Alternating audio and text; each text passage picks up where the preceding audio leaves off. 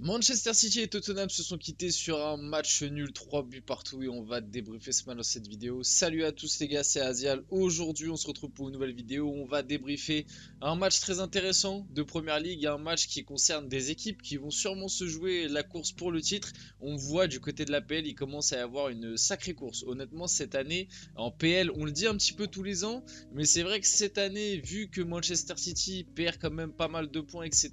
et que t'as des nouveaux clubs qui émergent d'une nouvelle façon. Voilà, Tottenham c'est un club historique, mais cette année avec Postecoglou, ça prend quand même une forme un petit peu de course au titre. On a aussi le Aston Villa de Unai Emery et on a toujours les anciens du Big Six. Bon, il y a Tottenham dans le lot, mais vous avez compris ce que je veux dire. T'as Manu qui est un petit peu en crise, mais qui est pas non plus hyper loin, même si je pense pas qu'ils vont jouer le titre. Déjà, s'ils jouent le top 6, ce serait bien pour eux. Mais bref, t'as un petit pool d'équipes plutôt sympa qui commence à arriver. Et comme t'as Manchester City qui a perdu un petit peu de points, t'as le renouveau de Liverpool, etc.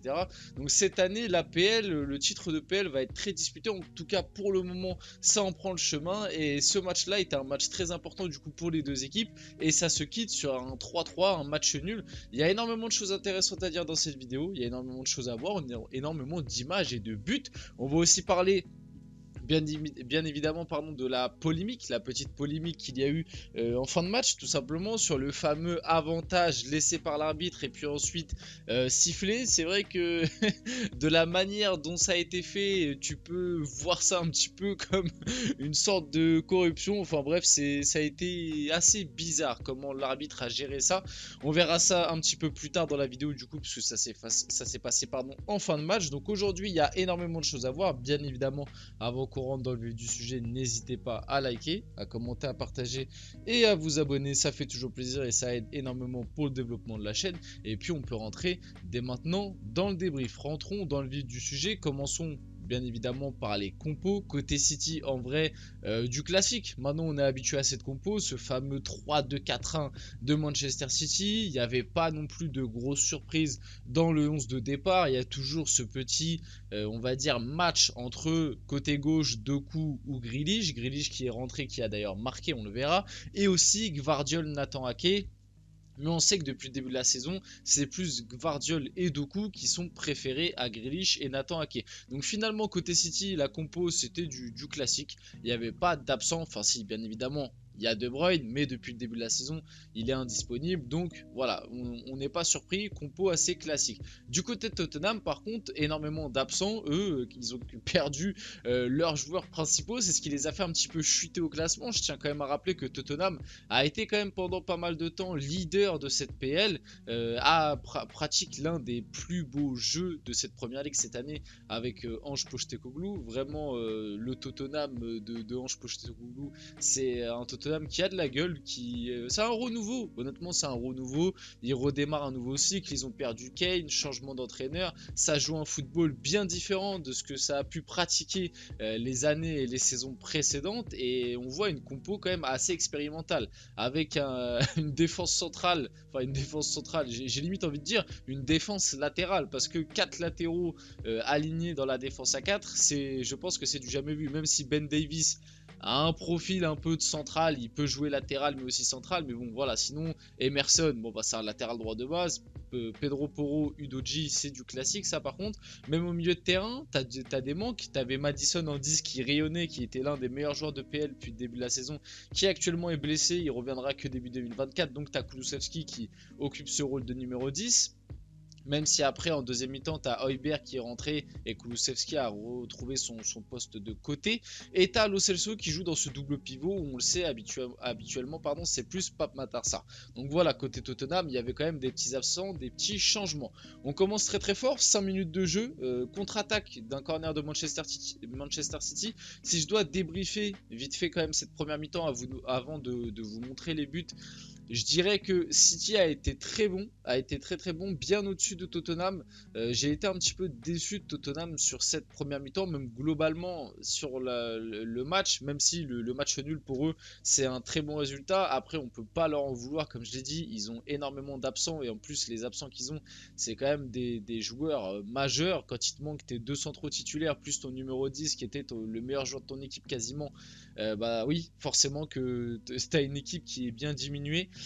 Malgré tout, en deuxième mi-temps, ça a été un peu mieux pour eux. Mais si là, je dois parler vraiment uniquement de la première mi-temps, City a été bien au-dessus, je trouve. Le score à la mi-temps, il est de 2-1 pour Manchester City. Je vais vous montrer les buts. Mais honnêtement, si tu as un City et notamment un Haaland un peu plus réaliste, tu peux t'en sortir à la mi-temps avec un 3-1, voire même un 4-1 assez largement. City a eu énormément d'occasions sur cette première mi-temps, a été très très bon dans son pressing, a énormément posé de soucis à Tottenham pour ressortir le ballon. Et on sait que Tottenham, voilà, Postecoglou, ça fait partie de ses rudiments. Il faut que tu ressortes le ballon court, il faut réussir à casser ce pressing en dédoublant les passes. Et City a réussi à parfaitement contrer ça avec un pressing tout terrain absolument magistral. Un truc très bien huilé comme d'habitude. On connaît avec Manchester City. Donc cette première mi-temps, au final ça se termine sur un 2-1 pour City, mais le score devait être plus large et City aurait dû pour moi plier la rencontre dès la première mi-temps. Je vais vous montrer le premier but de Tottenham. Donc il arrive à la 6ème minute de jeu. Donc contre-attaque de corner, corner pour Manchester City. Bryan Reed qui est là va bien la donner à Kulusevski, je ne me trompe pas si c'est oui, c'est bien Kulusevski. Kulusevski qui va vite renverser sur Hugminson plus au deuxième poteau, entre guillemets, vous avez compris, sur le demi-espace droit du terrain. Même si ça relance, enfin sa transversale est pas dans le bon tempo, je dirais. On a Jérémy Doku, on peut peut-être en parler vite fait, je fais une petite parenthèse sur lui. Préféré à Jack Grealish, globalement quand même des bons débuts. Avec City, depuis le début de la saison, il est très bon. Il a eu des spots quand même sur ce match plutôt sympa, mais c'est vrai qu'on a vu un Jérémy Doku un peu en difficulté sur ce match-là, sûrement à cause d'une gêne physique. Les commentateurs se sont pas gênés pour nous le rappeler, et d'ailleurs je pense aussi que c'est pour ça que Jérémy Doku est sorti dès la 50e minute de jeu. Et quand il est sorti en plus, il a bien montré à Guardiola que il avait une petite douleur au niveau de la cuisse, parce que c'est vrai que durant tout le match on a senti un Jérémy Doku qui en fait n'a pas accéléré, qui n'a limite, j'ai envie de dire, pas jouer son jeu, très peu de 1 contre 1 joué, très peu d'accélération, très peu de prise de profondeur. Voilà, ça a été beaucoup de j'ai la balle et je fais une passe en retrait un petit peu comme peut le faire Jack Grealish habituellement, même si c'est un peu stéréotypé de dire ça, mais vous avez compris l'idée. Et bah là, sur cette action, je pense que la douleur était déjà là, parce que voir Jérémy Doku, qui on le sait, en termes d'explosivité, de vitesse, c'est quelqu'un, voir Jérémy Doku avoir de l'avance comme ça sur Hugminson et se retrouver dans cette situation là, alors ok, il y a la mauvaise gestion de la trajectoire, mais normalement en termes de vitesse comme ça, c'est pas normal que Jérémy Doku se fasse autant manger. Donc Son va en profiter, il va aller marquer. Ederson n'est pas aussi tout blanc sur cette action, enfin il a pas la main ferme, mauvaise prise de balle, j'ai envie de dire, et la balle lui passe un peu à travers sa main. Donc 1-0 pour Tottenham au bout de 5 minutes de jeu. Hugminson, toujours là, ses stats cette saison, c'est encore solide, hein, toujours au rendez-vous. 11 buts, une passe décisive. Lui qui l'année dernière avait vécu une saison très compliquée, cette année se relance très bien dans ce rôle de numéro 9. Donc Postecoglou a eu le flair là-dessus. Hugminson, on va reparler de lui, parce que 3 minutes après, à la 9e minute de jeu, coup franc pour Manchester City, qui va être tiré par Julian Alvarez, qui dans un premier temps, on le voit juste ici, dévié par Erling Haaland, et qui dans un second temps va être dévié par Hugminson, qui va du coup mettre un CSC, tromper son gardien. Ça fait un partout entre City et Tottenham à la 9e minute de jeu. On passe à l'action d'après. Bon, du coup, Hugminson a inscrit 2 buts dans City Tottenham. Buteur à la 7e, buteur à la 9e contre son camp. Voilà, en 2-3 minutes, assez. Tu passes du rire aux larmes, quoi. On passe à la 31e minute de jeu. Donc sur cette action, on a Jérémy Doku, j'en parlais un peu juste avant, au moins il a quand même toujours ses petites qualités techniques et sa petite qualité de passe. D'ailleurs, il a eu quand même un ou deux spots, hein, notamment il a une frappe sur la barre et tout, donc faut pas l'oublier. Sur cette action-là, du coup, 31e minute de jeu, il va trouver un petit ballon, le ballon est magnifique, l'appel de Julian Alvarez l'est tout le temps, petit ballon pour Julian Alvarez. Julian Alvarez trouvé comme ça dans la surface, qui va avoir l'instinct, qui a des yeux derrière la tête, ce mec a des yeux derrière la tête, il va sentir Phil Foden arriver dans son dos, il va contrôler pied droit pour rester dos au jeu tout simplement, et là redonner à Phil Foden trouvé dans la surface, voilà, tout seul, il a le temps de mettre son petit contrôle et de la finir tranquillement. Ça fait 2-1 pour Manchester City, du coup à la 31e minute de jeu, ça va aller au vestiaire à la mi-temps sur ce score là, comme j'ai dit un petit peu juste avant, City aurait pu mener un petit peu plus largement sur cette première mi-temps, et ils auraient même dû boucler et terminer le match sur cette dès cette première mi-temps, pardon. Parce que sur la deuxième mi-temps, on va avoir un Tottenham un peu mieux avec la rentrée d'Højbjerg à la place de Bryan Gil dès la mi-temps. Et un City qui... je sais pas si c'est le fait que Grealish ait remplacé Doku aussi à la 50e ou quoi, mais un City un peu moins, après Doku faisait pas le meilleur match de sa vie, mais un City un petit peu moins incisif, peut-être un petit peu plus émoussé, j'ai envie de dire, dans cette deuxième mi-temps. Le pressing fonctionnait un peu moins bien, City a continué à avoir des occasions, notamment sur les relances courtes de Tottenham, il y a eu des erreurs absolument monumentales. À un moment, une de Vicario, une de Bissouma qui n'a pas eu d'importance, et il y en aura une autre qui aura une importance sur le troisième but de City.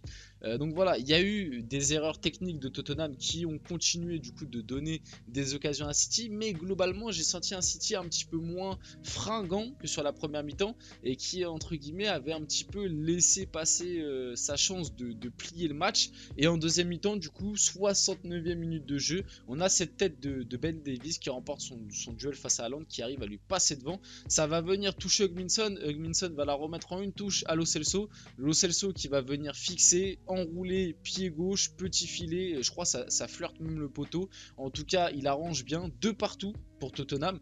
Giovanni Lo Celso qui globalement fait plutôt un bon match, buteur en plus, buteur lors de ses deux dernières titularisations, plutôt remplaçant cette saison. Est-ce que il peut prétendre à une place de titulaire? Ça risque quand même d'être très compliqué pour lui, parce que bon, il est habitué à jouer au milieu de terrain. Dans ce rôle-là, tu as quand même de base Pape Matar Sarr qui est un élément très important, avec Bissouma du coup, et James Maddison en numéro 10. Voilà, il peut avoir une carte à jouer, mais venir gratter une place de titulaire, je pense que ça va quand même être compliqué globalement pour Lo Celso. À part si peut-être il prend une place dans les mecs de devant, peut-être à droite, mais Lo Celso, je le préfère quand même au milieu de terrain, personnellement. En tout cas, à ce moment-là du match, je me suis dit, bon, peut-être que City a laissé passer sa chance. On peut aussi en parler, que City, cette saison, prend énormément de buts par rapport à l'année dernière, où on disait, ah, Guardiola, il a réussi à trouver un petit peu la formule pour avoir le City, un dominateur, on connaît, avec le contrôle, le ballon, la possession, tout en étant solide défensivement, avec ce fameux 3-2-4-1, du coup, le nouveau système que nous a sorti Guardiola de son chapeau, avec souvent dans les 2-6, Rodri et un défenseur central. Cette saison, on le voit, ça fonctionne un peu moins bien. City cette saison prend énormément de buts, là où l'année dernière ils étaient bien plus dans le contrôle et défensivement c'était plus solide. Donc il y a peut-être aussi un axe à voir là-dessus, il y a peut-être un truc à faire, un truc à dire, je ne sais pas. En tout cas c'est vrai que City, tu les sens bien plus friables. En tout cas parlons du troisième but, comme je vous l'ai dit, Bissouma qui a fait un peu plus tôt dans le match une perte de balle qui, heureusement pour eux, heureusement pour Tottenham et pour lui, même si du coup sur ce but là il est fautif, Haaland avait bouffé la feuille. Haaland globalement je trouve pas qu'il fait un match horrible, mais quand tu es numéro 9 à City et que tu as deux face à face comme il les a eu, et que tu cadres même pas, c'est-à-dire c'est vraiment deux gros loupés, c'est quand même très très grave. En tout cas sur cette action il va bien jouer le coup, pardon. Rodri qui récupère, Haaland qui est là, Rodri qui va servir Haaland dans la profondeur, qui aura fait l'appel, Haaland qui va mettre un petit ballon en retrait magnifique pour Jack Grealish qui va venir finir, Grealish buteur. Voilà, c'est son premier but de la saison en championnat. J'étais assez surpris de cette info, c'est pour ça que je l'ai mis. Je pensais quand même que Grealish avait au moins marqué cette saison en championnat, mais non. Premier but de Grealish en championnat, donc bon, là le 3-2 pour City à la 81e, on va se dire ça y est, City va tranquillement gérer la fin de match, va contrôler comme ils savent le faire, va bétonner entre guillemets à la manière de City, être solide, etc. Et bien non, pourquoi? Parce que à la 90e minute de jeu, centre de Brennan Johnson qui sur le côté gauche aura su faire la différence, il va venir centrer, et là Nathan Ake qui va se faire complètement manger de la tête par Kulusevski. Je pense qu'il ne le voit pas arriver, qu'il est un petit peu entre guillemets en suffisance, et Kulusevski lui drop dessus honnêtement, sans faire faute, hein. Honnêtement c'est juste Kulusevski la poster, pour utiliser un petit peu des termes de NBA.